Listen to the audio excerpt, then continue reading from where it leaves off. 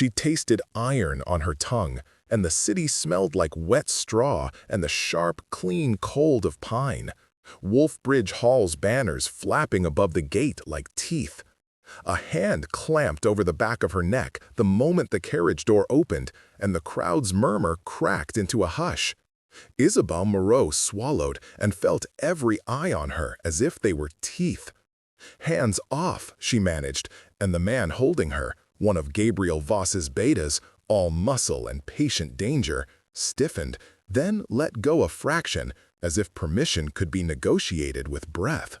She stepped down into a courtyard that could have been a battlefield and saw, across the hall, the figure who had bought her for the price of a horse. Gabriel Voss watched as if she were a thing to be measured and catalogued, not a person who had been held up on a plank like livestock.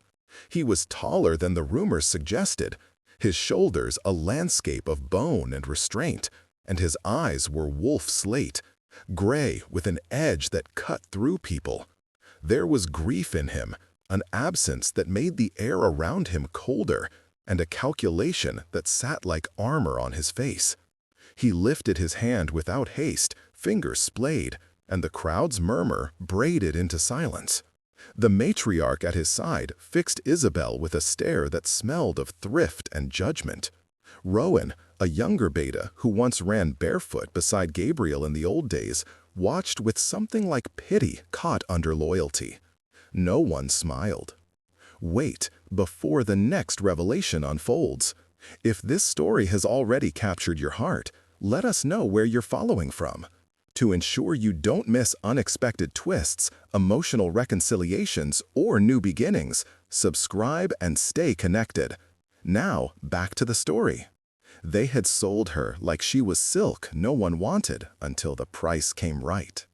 She had stepped up onto the auction plank in the village square at 19 years old because her father had a cough that would not be paid for, and because Thomas, her younger brother, owed a debt to a man whose patience had teeth.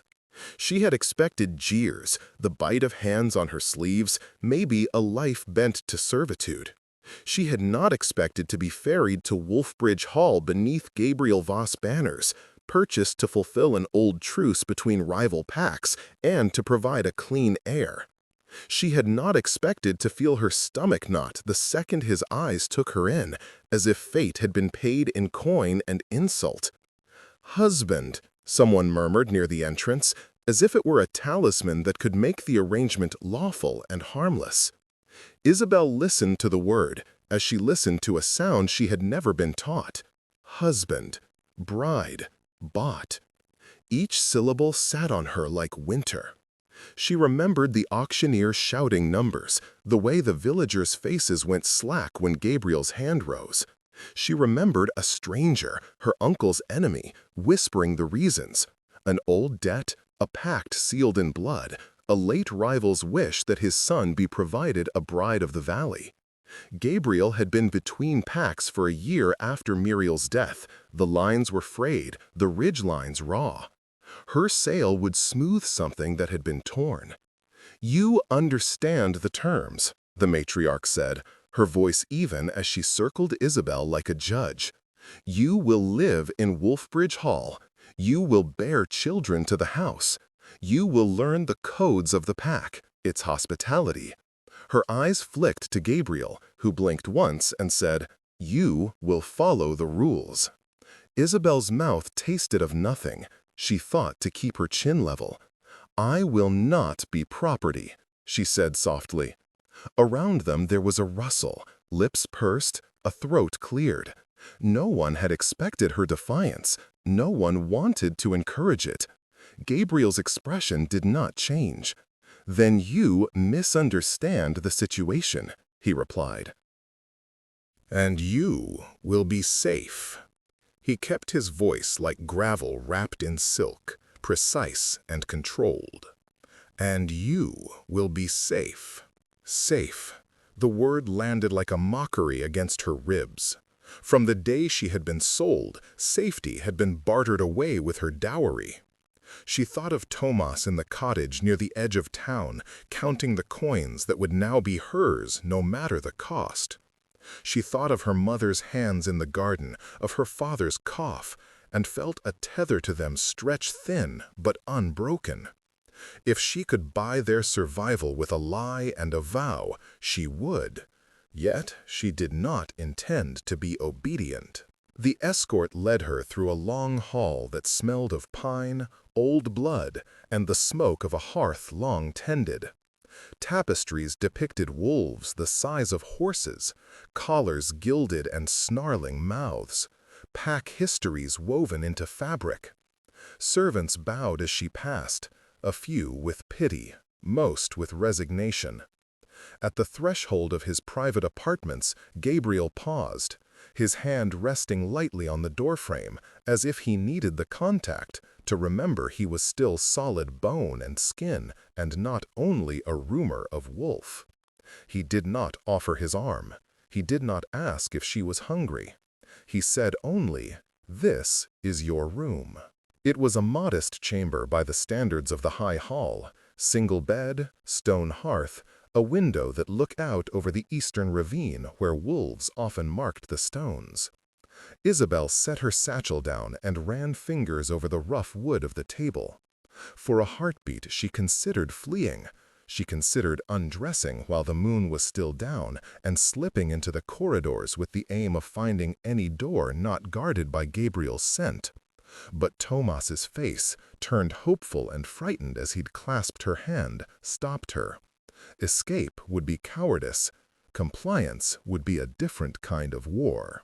When she returned to the main hall for supper, Gabriel sat at the head of the table like a storm in human form. The betas watched him the way hounds watch a bone. Conversation around them was measured. The matriarch asked about supplies and the state of the eastern farms, and Rowan tried to make small talk about the river trout. Isabel sat to his right, between a carved pillar and the press of the family pack, feeling watched as if she were an exhibit. She kept her hands in her lap, refusing to offer familiarity. Gabriel ate with the same slow, disciplined appetite he carried into command. He asked her one question the whole evening. "What did you sell to pay the debt?" "My dowry," she said. "Pottery, linens, my mother's wedding shawl." She could not tell him it had taken every waking hour of her last summer to stitch its final border. She could not tell him it was not a matrilineal heirloom, but something she had bartered because Thomas would have bled. The truth was small and complicated, and the hall preferred simplicity. Gabriel's jaw worked as if chewing memory. "You did what you had to," he said. There was no warmth in it. "You will be taught the ways of the pack house. You will be promised privacy until you are ready." She wanted to ask what ready meant. To ask would be an invitation for his hands to sketch the boundary between duty and desire. Instead, she said, "I will learn." The first night in the bed of a man who owned half the Eastern Highlands is different from any other kind of night. Isabel lay awake, feeling the soundless press of the hall through the walls, hearing low snores and the occasional click of hard leather on stone.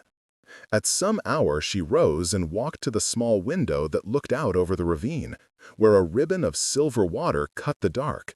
The moon was a promise and a threat on the horizon. Clouds scudded across its face, and when it peered through the gauze, it turned the highland grass to silver teeth. She had thought about wolves before, only as stories, chases in the fields, the sharp gleam of packs in travelers' tales.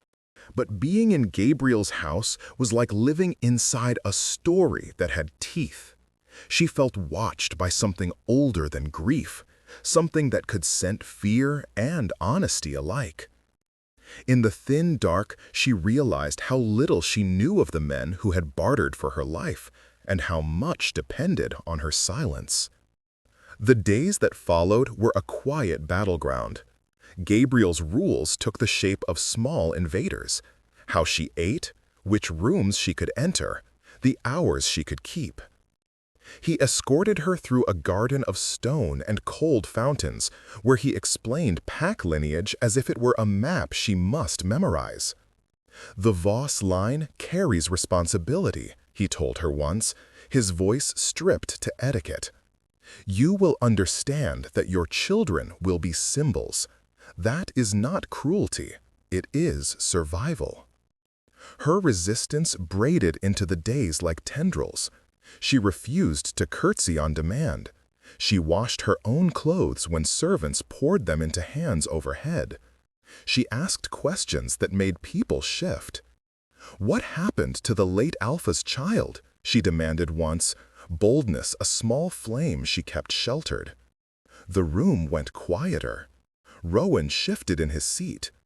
Gabriel met her gaze, and there was a long beat where his face told nothing. Then he said, "You should not speak of what is not yours." Isabel's private rebellions were small but purposeful. She rose at dawn and offered to help in the kitchens, greeting maids who revealed tiny skirmishes within the household, the matriarch's suspicion, the beta's loyalty tinged with fear. She found Rowan in the stables once, wrapped in hay, a man still too young to have forgotten the laughter of his youth. He told her that once the hall had been full of music, and that Gabriel used to laugh like a boy who could not keep a secret. "Before the war," Rowan said quietly, "he would climb the oaks and throw stones at the moon." "Before what war?" she asked. He shrugged, handing her a cloth to wipe his hands. "Before Muriel died," he said, "before everything got hard." The mention of Muriel, Gabriel's late wife, hung in the air with the scent of lavender and grief. It was forbidden like a bad rumor, and yet it pulled at Isabel because it made Gabriel less myth and more human. She began to watch him, not as the buyer of her life, but as a man who had been carved by loss. There were nights when his expression softened, when he would stand at the hearth and stare into embers as if listening. Once she caught him in the garden, hands in pockets, talking to the moon as if it were an old friend. He heard her breathe and started, then nodded as if they had been caught by the weather. "Why did you buy me?" she asked him one dusk when the sky bled red and the courtyard smelled of smoke and distant rain. He looked down at her with that wolf-slate intensity, and for a moment something like apology unfurled. "Because promises left unpaid will rot," he said. "Because my pack needs heirs, and a truce needs a seal. Because Muriel asked me, once, to keep the valley from suffering under endless raids. Because you were what fate laid out. And because I needed to believe I could still do something right." It was not the answer she'd wanted, neither cruel nor tender enough, but it was an honesty. Over the following weeks, the edges of their lives pressed into one another. Isabel learned to sleep so that the moon would not catch her with her hand halfway to the window. She learned the cadence of the hall, the look that meant a guest had overstayed and must be quietly shown the gate. Gabriel taught her the language of territory lines, of how wolves marked stones, how packs exchanged gifts and blood. He taught her etiquette like an armor, and she, in turn, taught him the stubbornness of someone who had stitched a wedding shawl by lamplight to keep a brother alive. There were moments when restraint cracked. Once she found him in the old nursery, a room kept untouched, and watched as Gabriel knelt beside a cot and spoke to a shadow. He did not realize she was there. His voice was a low thing, human in its ache. "I should have kept you," he murmured. "I should have kept us whole." When he turned, seeing her, something like shame flashed and then was smoothed away by duty. "You should go," he said. Instead, she sat. In that room, between a cradle and the sense of a life made hollow, private grief and newly minted defiance acknowledged each other, an unlikely truce. The bargain that had brought them together had not created affection or permission. It had only placed two ruptured people on the same map. The danger, both of them would learn, was that close quarters breed not only suspicion, but a strange kind of knowing. The nursery smelled of dust and lavender, and the ghost of small clothes folded neatly in cedar chests. An innocence archived. Gabriel shut the door behind him with a noise like a promise broken, and for a moment the hall outside fell away. Isabel watched him as if looking at an animal at bay. The way his shoulders hunched when he thought no one could see, the way his hands flexed and did not know what to do with tenderness. He had kept the room like a shrine, and the shrine had the power to make even a bargained woman feel ashamed of her own stubborn heat. "You should go," he had said, but she had not moved. They had both learned, in the weeks since the auction, to measure silences for weapons. That night, in the quiet between them, a new sort of vulnerability began to lay its roots. Days folded into each other with the steady thud of obligations, lessons in etiquette, outings to inspect the southern markers where the grass had been scorched by a rival pack's brazen patrols, evenings where Gabriel's betas recited tales of past victories, while Isabel pretended not to listen and instead catalogued the lines of his face. Her defiance remained a slow burn, small, purposeful acts that irritated, intrigued, and occasionally softened his edges. "You should go," he had said, but she had not moved. They had both learned, in the weeks since the auction, to measure silences for weapons. That night, in the quiet between them, a new sort of vulnerability began to lay its roots. Days folded into each other with the steady thud of obligations, lessons in etiquette, outings to inspect the southern markers where the grass had been scorched by a rival pack's brazen patrols, evenings where Gabriel's betas recited tales of past victories, while Isabel pretended not to listen and instead catalogued the lines of his face. Her defiance remained a slow burn, small, purposeful acts that irritated, intrigued, and occasionally softened his edges. She refused to curtsy to his beta's elder if it was not deserved. She served herself at meals when no one looked. She wrote letters home in secret, folding her words into a tiny square and entrusting them to a stable lad who owed her a favor. The letters were lies and reassurances in equal measure. "Tell Thomas to keep the garden. Tell Mother I am learning. Tell them I am safe." They read like vows she might one day regret. But there were days when the wolf in him showed plainly, and Isabel learned how to hold her breath. Once, during a morning hunt demonstration for new recruits, Gabriel shifted in the field before his betas could reach him. A rippling of sinuous muscle and a low, guttural sound that was not wholly human. The landscape itself seemed to acknowledge the change. Birds took flight, the grass bowed. Isabel felt the ground tilt beneath her, and for a second understood the force that made men bow and wives stay. He returned to himself beneath a sky that had blonded with morning, and his face, when he noticed her staring, was unreadable, a mask of duty slammed closed. "Do not look at me like that," he said later, as if she had accused him of something shameful. "Like what?" she asked, because defiance had become the only language that felt like breath inside her chest. "Like, I'm a beast you cannot love." His voice was rawer than usual. The confession surprised them both. Isabel's mouth opened and closed. There were so many things she could say, about bargains and ownership and the way he had paid coin for fear and obligation. But there was another truth that had been flickering under her ribs, something no auctioneer had marked down.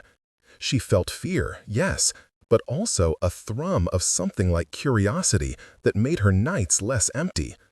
She thought of the nursery and the way his silhouette had crumpled next to the cot, as if grief had weighed enough to crush him. "Maybe it's because you've made me look," she said finally. "You stand like you're carved from stone and expect people to never touch the chisel." He studied her, and for a heartbeat the air between them softened.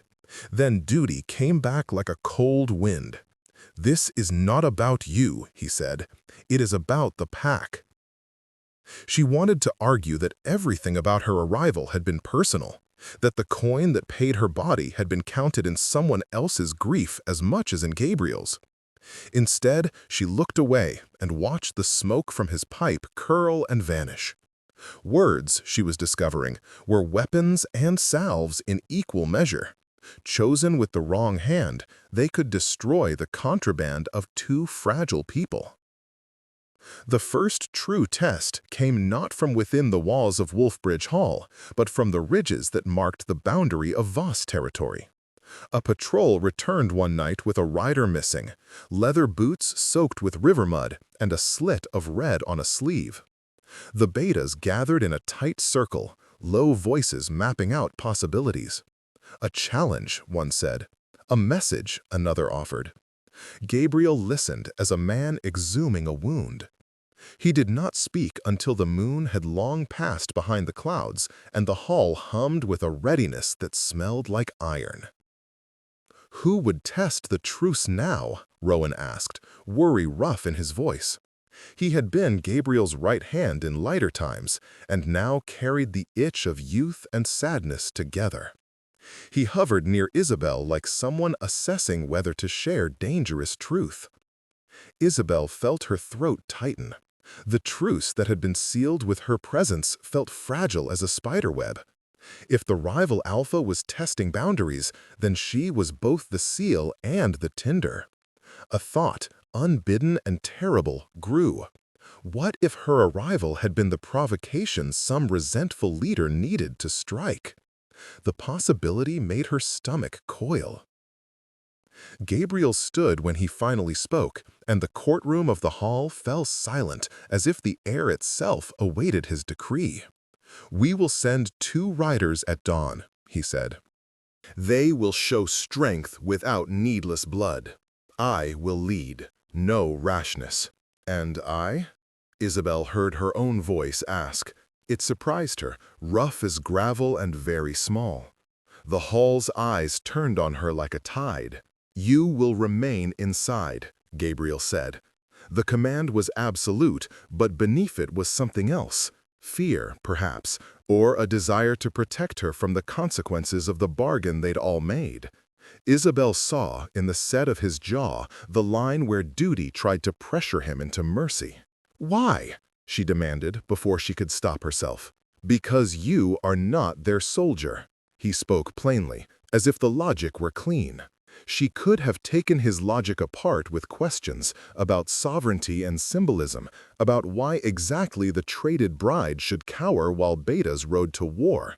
But she caught herself thinking of Thomas' face and of the medicine that would buy him another season. The ledger in her head balanced her courage against her brother's survival and found a brittle peace. She turned to the window and watched the ravine darken.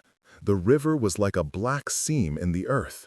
"Then I will learn what it means to be safe," she said, and there was a new steel in her voice. That night, sleep was a thin film.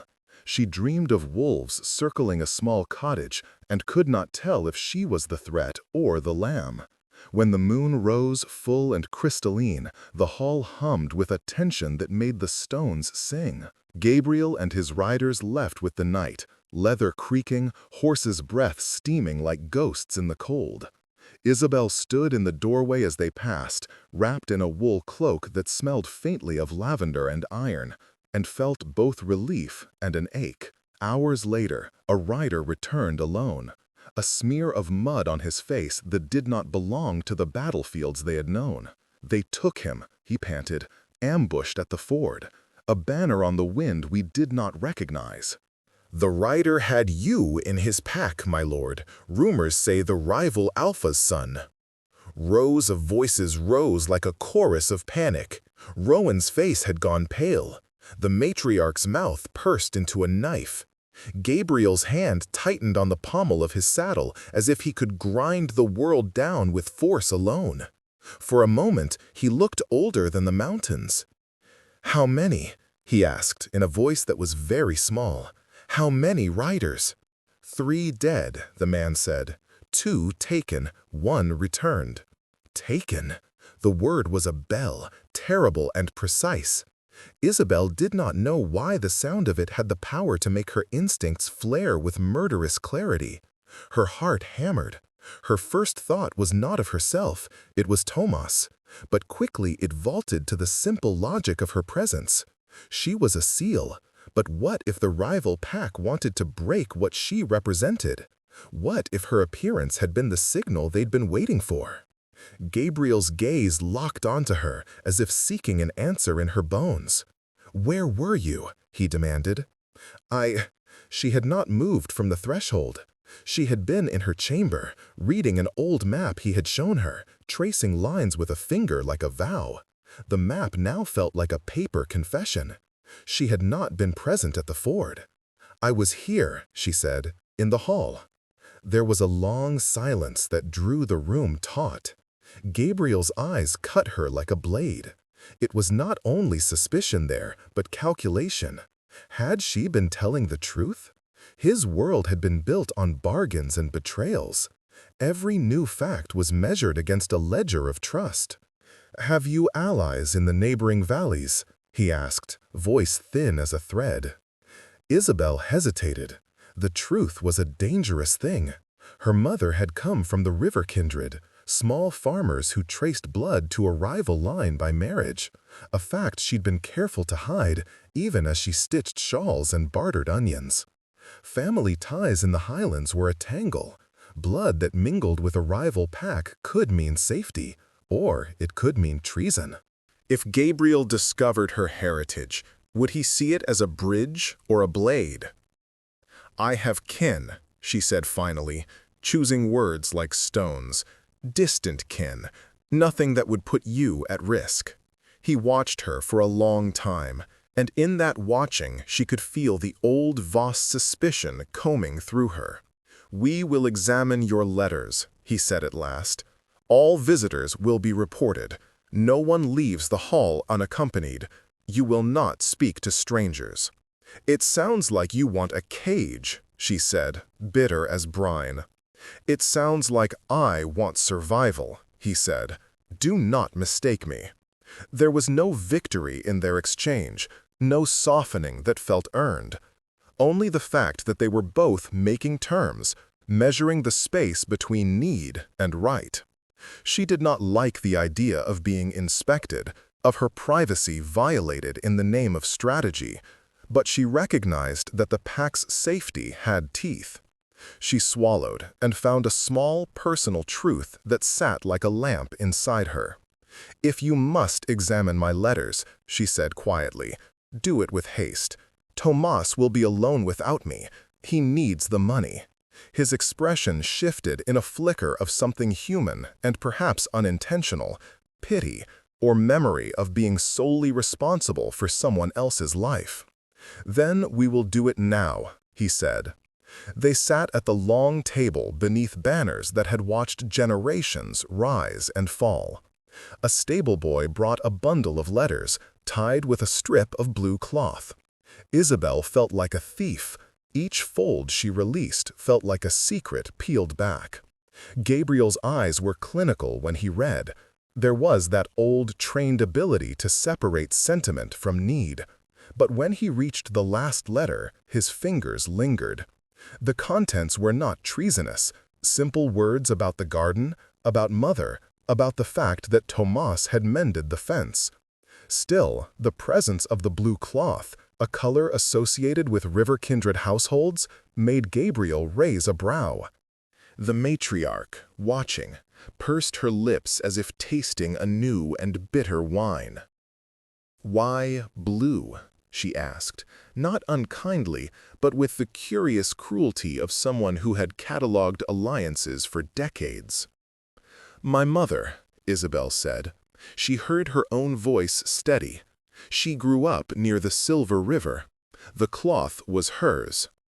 The room acknowledged the fact as if it were a new bone. Gabriel folded the letter with meticulous care and set it aside. "We will speak to them carefully," he said. "But for now, the truce must be respected. The men who were taken must be rescued if we can. We will ride at dawn and find them. No more talk of kin at the table." Isabel felt both relief and an odd, piercing vulnerability. The knowledge of her bloodline had slipped into the open like wind under a door. She feared what it would mean. Yet another secret laid down for inspection, Another ledger updated. And yet a strange thing was happening. Each time Gabriel saw a thread of her history, his anger did not flare into ownership, but into a worn-out calculation. He was a man who had to consider alliances not as loves, but as maps to safer shores. When she left the hall that night, she walked the path behind the kennels where moonlight made silver out of ordinary things. Wolves padded in the dark beyond the fence, their eyes twin coals. She stood there for a long time, listening to their low, deliberate breathing. The pack outside had its own rules, its own feral order, that did not ask consent in the way men did. In the press of their presence, she felt clarity. To survive in a pack meant understanding both the hunt and the danger of a howling that could take everything. She thought of Gabriel on the ridge, of the way his decisions would weigh down the valley. She thought of Thomas counting coins at home, of her mother's hands staining soil. She felt the pull of duties aligned against the ache of being treated like a pawn, and realized the truest danger might not be the rival alpha or the men who tested boundaries, but the slow erosion of the self beneath the heavy tide of obligation. As the moon climbed and the pack stirred, Isabel pressed her palms to the weathered fence and thought of choices. The bargain that had brought her to Wolfbridge Hall had not been simple. It had redrawn lines she had not known existed. The truce was a thin thread over a deep ravine, and she, more than any coin or contract, had been tied to it. If the rival alpha had thought to break Voss through blood, then the real fight would be not of blades and teeth alone, but of wills. She wondered which of them, Gabriel with his grief, or she with her stubbornness, would learn to bend without breaking. Far off, a wolf lifted its head and let out a long, low call.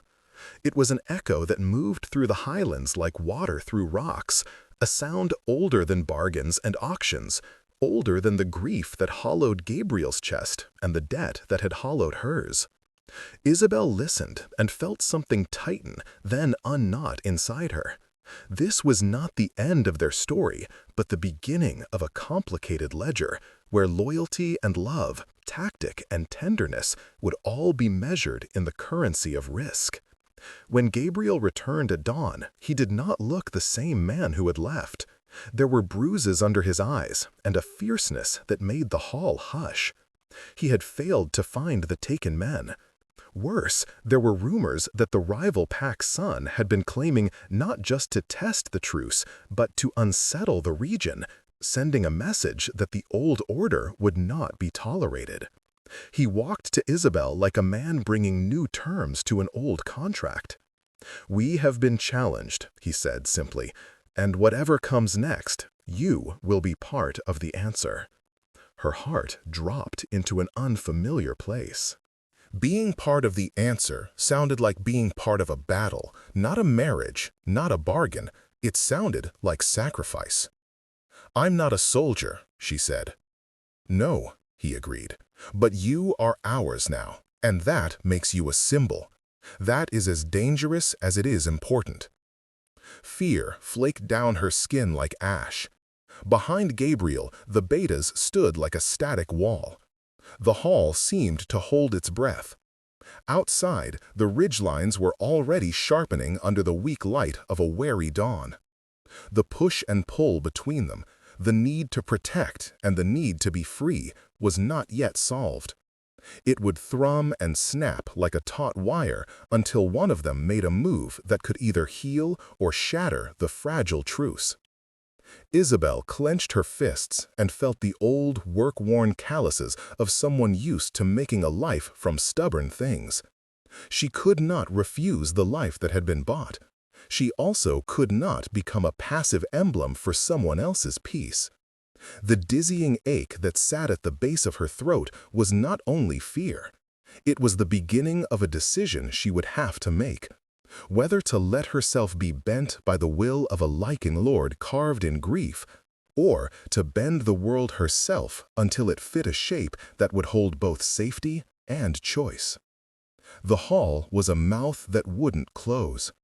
Every whisper of horses' hooves, every scraped boot across flagstone, stitched new patterns of suspicion into the air. Gabriel's failure to retrieve the taken men hung between them like a damp cloak. His shoulders carried more than the bruises from the ride. There was a strain in the set of his jaw that suggested plans rerouted and a trust undermined. He moved through the hall with a sharper edge, as if every decision now might split bone. That evening, the betas gathered in the oak room. Muffled voices, elbows on carved tables, maps spread like conspiracies. Isabel watched from the doorway, feeling the way the room pulsed with masculine strategy. Rowan met her eyes and gave the smallest of nods, as if acknowledging both kinship and exile. The matriarch stood at the back, hands folded tight, her face older than the stones. Gabriel did not invite her in. He did not need to. His presence alone filled the space. "You were seen," one of the betas said, throwing a coin onto the map. "Near the ford, riding with the banner of the young Alpha." "It could be rumor," another muttered, but the word sounded small and useless. Rumor in the highlands was like wind. Leave it unheeded, and it carved gullies in peace. Gabriel's voice cut through the room like steel. "Rumors destroy as efficiently as weapons," he said. "If this rival Alpha is using your presence as a lever, then he is clever. If he thinks to shame me by exposing a blood tie—" "We should send men to the river," Rowan said, urgency pushing youth into his voice. "We should show force." Gabriel lifted his hand. Not yet. He rubbed his forehead, the motion revealing a raw, human fatigue. "We consolidate. We glean who is against us and who is indifferent. We question the markets for signs of buyers and watchers. We watch the boy's movements. If he tries a direct assault, we strike back cleanly." Isabel felt like an animal under examination. The room spoke of strategy and lines. She had been reduced to a variable, her life traded for leverage. Panic rose like blood. She had already been made a symbol, one meant to seal an old truce, and now the symbol was a target. The idea of being used as bait made her skin prickle with a fierceness she had not named before. She wanted to stand up and declaim that she was not a wedge to be driven into the valley's heart, that she had a brother who would go hungry if she lost the coins. Instead, she clenched her hands until her knuckles dimmed white. That night, the hall's quiet felt brittle. Isabel lay awake and thought of the men taken at the ford, men who were placeholders in a game of power and a test of wills. She wondered if they would return hollow, their bones rattled by the way a pack could eat a person alive without showing teeth. Somewhere beyond the walls, wolves shifted and the land listened. Inside, the ledger of her life had been opened and pages rifled through by hands that did not belong to her. The next day brought a revelation that cracked like ice. A rider came with a message wrapped in oilcloth and stamped with a sigil Isabel did not recognize at first. A crooked half-moon intersected by a spear. Gabriel's face, already drawn, hardened into something unreadable as he slit the seal. His eyes skimmed the letter faster than she could follow, and then he read out loud. "They demand recompense," he said, voice steady. "They took men to bargain. They say, 'Return the bride who walks under our banner, or 3 of your best fighters will be returned dead, and the next moon will not be kind.'" Room gone still. Even the air seemed to hold its breath. Isabel felt the word bride as if it were a fist striking her sternum. She had not been consulted by the rival Alpha before they decided to take men. They had never asked her to be their pawn. The notion that her presence could be used to extort dead men from her new lord, dead men she did not know, and yet for whom she felt a flicker of humanity, turned bile hot in her throat. "This is extortion," Rowan whispered, "a blow below the belt." Gabriel folded the letter with deliberate care. his face a portrait of calculation. "They will not break us by taking our men," he said. "They will try to make me choose between lives and honor. I will not give them the advantage." "Then what will you do?" asked the matriarch. "If they killed 3 of our best?" Gabriel's reply was quiet but absolute. "We will find them," he said. "We will take nothing from them but the right to threaten us. If they want to play with a woman, they will find that a dangerous game. But if they kill men to force your hand, then we will be prepared." The talk turned to tactics. Sentries, watches, patrols doubled at the ford. Isabel listened and felt an odd warlike thrill mingled with dread.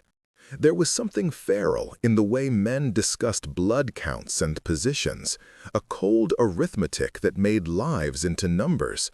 She was learning the cost of being not only traded but also held as bargaining power. Her chest ached with the recognition that her existence could skewer the life of another like a needle, puncturing through. That evening, as she moved through the lower gardens, a shadow fell along the hedges, and Rowan stepped from the gloom. He was younger than the hall, lean, with hands that smelled faintly of stable hay. He did not sit. He leaned against a low stone and looked at her like someone offering a truce. "Don't listen to them like they own you," he said, not unkind. "I remember when Gabriel would let you eat the last plum and not think twice about it. Now he counts plums like he counts men." Isabel met his gaze and felt a small, painful amusement. "You talk as if he is a stranger to you," she said. "You're loyal." Rowan's laugh was half a sound and half a groan. "Loyalty and grief are different things. I am loyal because I choose to be, not because his shadow looms over me like a threat. He will do what it takes to keep the valley calm. That includes hiding the fact that he doubts himself." "You think I shouldn't be inspected?" she asked, a bitter edge shaping the words into something sharp. "I think they should not treat you like a bargaining chip," he said. "And if you can, you should learn to use the things they throw at you." "Use them how?" Her question was raw. Rowan's answer was not entirely what she expected. "Turn the ledger," he said. "Make them see you as a voice they need. Make them see that taking you won't win them anything. If they want to unsettle Voss, they'll need more than a frightened woman." His words offered a map and a gauntlet. Isabel felt the idea like a coal pressed into her palm, painful, warming, real. She had been acting small to survive. Perhaps smallness was not all she had been taught. Maybe there were other currencies. That night, a servant brought her a shawl, blue, threadbare at the edges. It smelled faintly of wind and river. Isabel wrapped it around her shoulders and thought of her mother, of the color that tied her to other valleys. She realized, with a slow, dawning clarity, that every secret in her life had been a double-edged thing.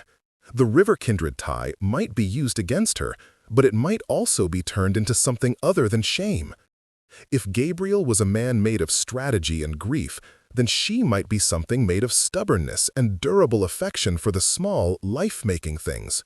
The thought made her stomach steady. The next morning, Isabel walked into the great hall carrying a bundle of herbs, rosemary and savory for the Badens, a small mercy for a house that tasted victory with salt. Gabriel watched her from his seat like a man assessing weather. The hall was quieter than it had been. Men were on edge, and the banners seemed to droop with the weight of possibility. "I will go to the ford," she announced abruptly, feeling the words tear loose like a river bursting its banks. The room inhaled. "I will speak to the women who live along the river women, the ones who know who passes and who hides. They will have eyes where men have none." Gabriel's expression folded in a way she had seen only once before, when he had looked upon the nursery and felt the warmth flatten into grief. "You will not," he said. "That would risk you. And sending men who will be slaughtered so you can prove a point is not risking me?" she shot back. Her voice trembled, which made the words sharper. "You call me a symbol, and yet I am not permitted any agency." There was silence, like a held breath. The matriarch's hands tightened at her side. Rowan watched them both like someone who had placed bets he could not afford to lose. Gabriel's face softened, for a moment, into something raw and fragile.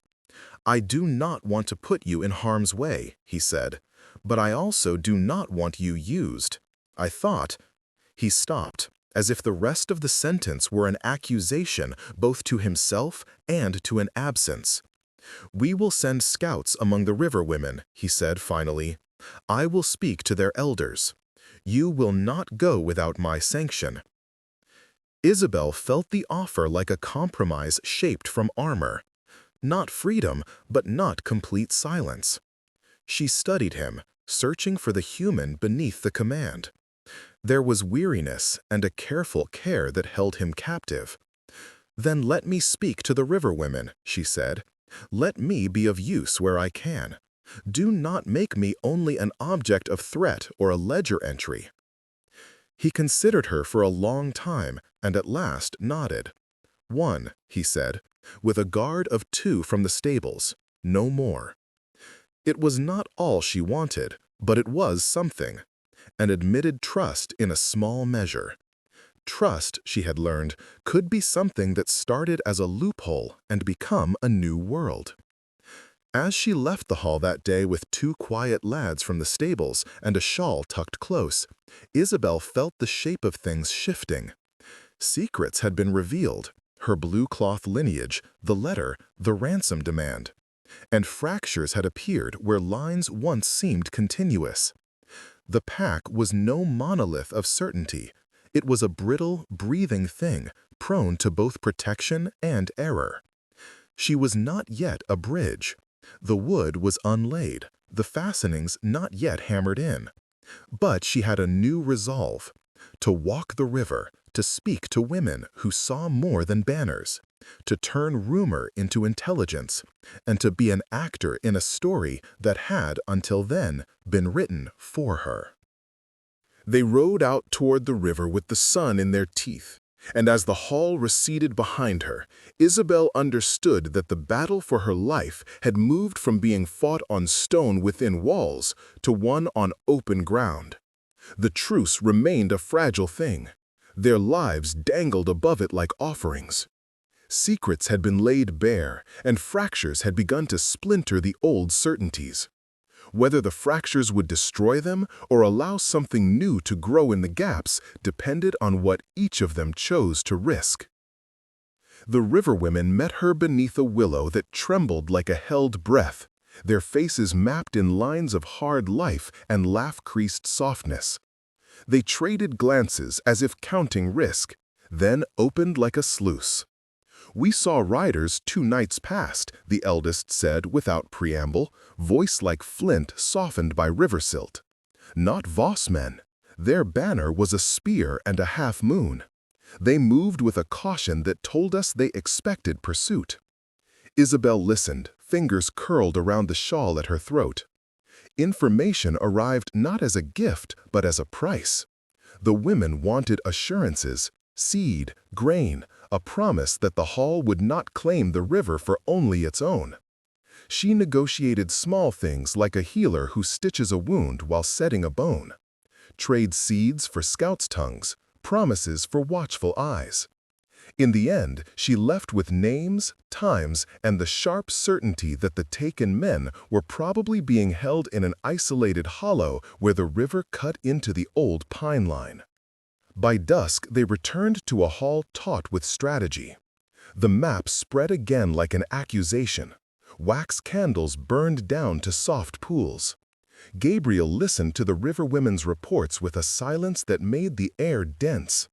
His jaw clenched and unclenched.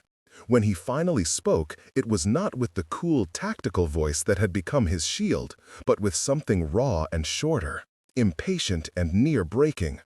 "We ride at moonrise," he said. 2 columns, one to flank the hollow, one to draw them. No needless glory.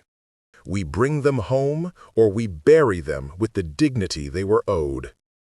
Isabel surprised herself by answering before fear throttled her. I will guide the flank, she said. Heads turned. A matriarch's hand went to a hip as if to choke the audacity out of her. They know the river. I know the river. Let me lead the women who watch the bank. Gabriel's eyes struck her like a thrown spear. Shock, calculation, and then a flare of a protectiveness that was not the same as ownership. You will not be used as bait, he warned. Then let me be a weapon that is willing, she replied. The room tightened, and then, to her surprise, unraveled into acceptance steeled by need. Rowan remapped the routes with hands that trembled only slightly. The betas readied leather and rope. Gabriel issued orders like someone drawing a line he could never fully erase. Moonrise came cold and sharp. Horses smelled of wet fur, and the world thrummed with the kind of tension that makes knuckles white. Isabel rode the flank with 4 riverwomen at her back, the hollow's mouth like a dark mouth ahead. Gabriel led the other column, sleeves rolled, cloak snagged on saddle, a man who had become fiercer for fear. The 2 columns crept like predators. Wind carried hints of smoke, signals of a fire kept low, of men held in a place that smelled of desperation and old pine. They struck with the suddenness of wolves.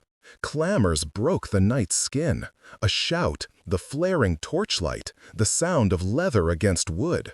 Men spilled from the hollow like stones dislodged, blocked by Rowan's line. Another cry split the air, Gabriel's name, raw and guttural. Isabel risked a glance and saw him thrown, his horse rearing as a spear found its flank. A rival alpha's son stepped forward, blade fat with intent, eyes hungry with a cruelty he had not yet learned to hide. The taken men on the ground, the enemy's banner fluttering like a challenge, Gabriel stranded between riders and an old world of rules. Instinct convinced her that words would not reach the boy who thought himself powerful. She felt instead the tilt of a choice.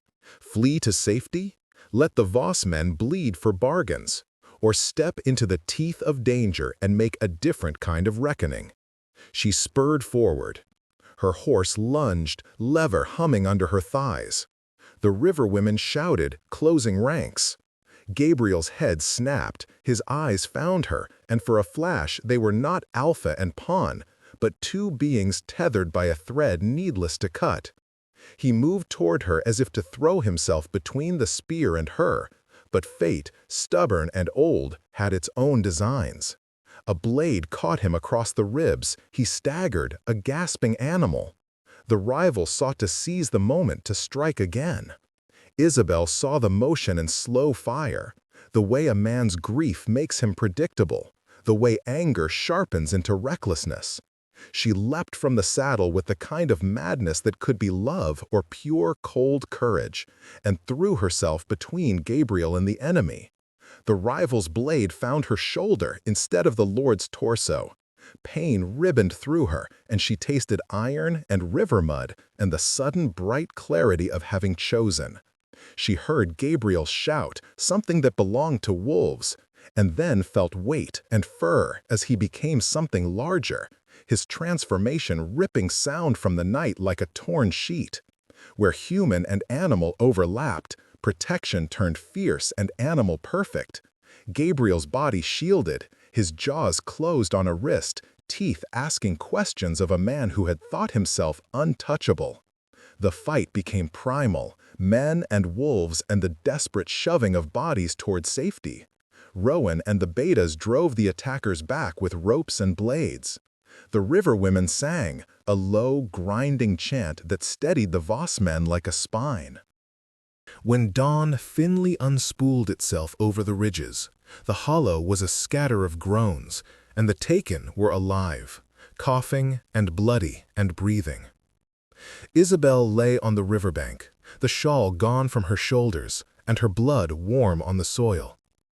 Gabriel sat beside her, half wolf, half man, hands gentle in a way no buyer had offered before.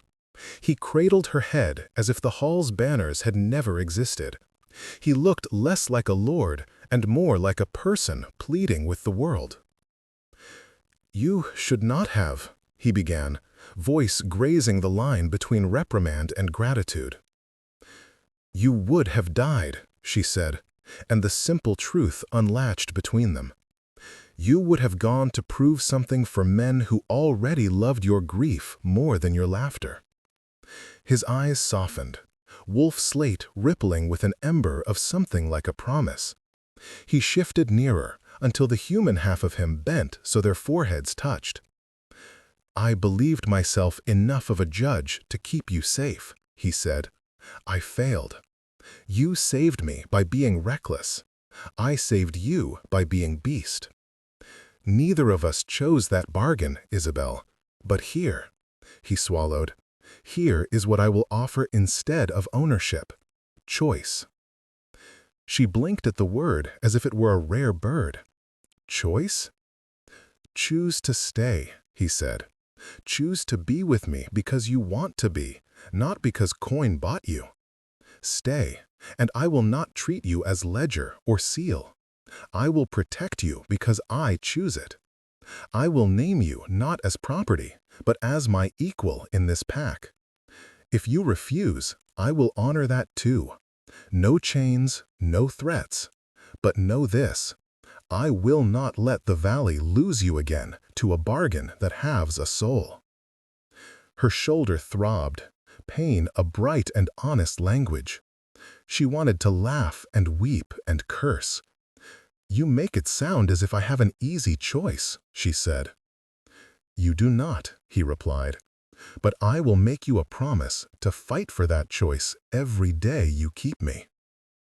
In the hush, with dawn turning the river silver and the pack returning the men to their homes, Isabel weighed the offer. Around them, the wounded mended, and the hall's men carried the taken like fragile prizes. Rowan brushed a dead leaf from her hair with an awkward gentleness that made her smile. Gabriel's claws receded, the wolf easing like a tide drawn back. He kissed the wound at her shoulder with a human softness that burned into her like the first proper heat of spring. "I will not be property," she said, each word hammered into the new morning. "You will not," he confirmed, voice a vow. "But will you be my partner in this? If you can trust me enough to call me by my name and not my title." Isabel's breath hitched. Grief and anger and the dizzying possibility of a life that included both choice and danger folding together. She looked out at the river, at the ridge where men were already setting watch, and then back at Gabriel, man and wolf, ache and promise. "I will stay," she said finally, and the word was more than consent, it was a claim. "If you keep your end." He smiled then, a small, dangerous thing that had once been only rumor, and kissed her forehead like a benediction. Around them, the pack began to arrange itself, men and women mending, plans reforming, a fragile order knitting back together. Isabel felt the shawl's blue at her knees and thought of the rivers that stitched valleys together. She had been bought for the price of a horse, but today she had paid a different coin: risk, voice, and the stubbornness to choose. Gabriel rose and extended his hand. Then, "Come home, Isabel Voss," he said, offering not an edict but an invitation. She took it, and together they walked back toward Wolfbridge Hall, the valley around them waking like something relieved to be named. The walk back to Wolfbridge Hall felt like a homecoming without the lie. The men who had fought at the Hollow moved like brothers remade. Their faces were grim with fatigue and relief. As they neared the gate, the matriarch stepped forward, hands folded, eyes softer than they had been at the auction. "You did not die like a prize," she said to Isabel, and the words balanced something between apology and respect. The hall's tone shifted. Questions became offers of help. Suspicion curdled into cautious regard. Rowan clasped Isabel's shoulder as if sealing a compact. "You have tooth, too," he murmured. "Don't forget it." Inside, Gabriel walked with a steadier gait. His wounds throbbed but did not define him. He did not tower with distance. He leaned on a kindness that had been earned the hard way. He summoned the betas and the elders and, one by one, spoke of choices rather than decrees. There was a new clause in his word. No bride would be named by contract alone. Any woman brought into the line would be given her voice, her counsel heard, her consent required before vows were bound. The hall listened, then nodded, and in their listening, Isabel felt the press of history tilt. Tomas came to the yard the next morning, cheeks flushed, eyes dangerous with things he had not yet learned to say. When he saw her, he ran and, awkward, loud with joy, threw himself into her arms. She smelled of river and smoke and battle, and his small body trembled as if to prove he was whole. The coins she had sold and the ones Gabriel had offered were enough to fix the roof and buy seed. The ledger closed on one debt and opened on another ledger of trust. Word of the failed extortion rippled outward. The rival Alpha's son, bruised and humiliated, kept his banners at rest. The Hollow's rescue had been a lesson in Voss resolve. Offers of grain and trade were negotiated with the riverwomen in good faith. The shawl at Isabel's shoulders, the blue of her mother's river, became not a brand but a bridge. Gifts exchanged, promises made, the valley would be less a field of pawns and more a woven thing. Night fell, and the pack gathered beneath the moon. Gabriel stood, his silhouette a familiar cut against silver. He took Isabel's hand in both of his, not with the cool duty of a buyer, but with warmth that had found its way through grief. "Will you stand with me?" he asked, naming the partnership aloud, the word gentle and exact. "I will stand," she replied. The moonlight pooled around them, and for the first time since the plank at the market, Isabel felt the shape of belonging that was chosen, not sold. A wolf answered from the ridge, a long, clean note that joined their breath. In that howl there was a promise. The valley would be guarded by more than law and ledger. It would be kept by vows made in hardship, by hands that had learned to heal, and by two people who had rewritten the price of a life into a pledge.